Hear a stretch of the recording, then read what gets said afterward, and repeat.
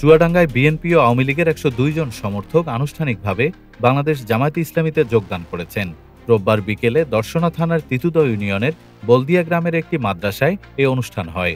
অনুষ্ঠানে প্রধান অতিথি হিসেবে উপস্থিত ছিলেন জেলা জামায়াতে ইসলামীর আমির রুহুল আমিন। তিনি নবাগতদের ফুল দিয়ে বরণ করে নেন। বক্তব্যে রুহুল আমিন বলেন, আল্লাহর বিধান প্রতিষ্ঠা করাই জামায়াতে ইসলামের মূল লক্ষ্য। শান্তিপূর্ণ সমাজ গড়তে হলে শান্তিপ্রিয় ও আদর্শভিত্তিক রাজনীতির প্রয়োজন রয়েছে।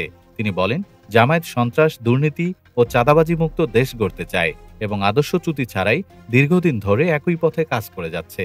তিনি আরও বলেন, সাধারণ ভোটাররা বিভিন্ন দলকে সুযোগ দিয়ে দেখেছেন। বর্তমান বাস্তবতায় তারা এবার জামায়াতে ইসলামের পাশে দাঁড়াতে আগ্রহী হচ্ছেন। নতুন যোগদানকারীরা সবাই পরস্পরের ভাই হিসেবে একসঙ্গে ভালো মন্দ ও বিপদ আপদ মোকাবিলা করবেন বলেও জানান তিনি। অনুষ্ঠানে জেলা শিবিরের সভাপতি সাগর আহমেদ, দর্শনা জামায়াতের আমির রেজাউল করিম সহ স্থানীয় নেতাকর্মীরা উপস্থিত ছিলেন।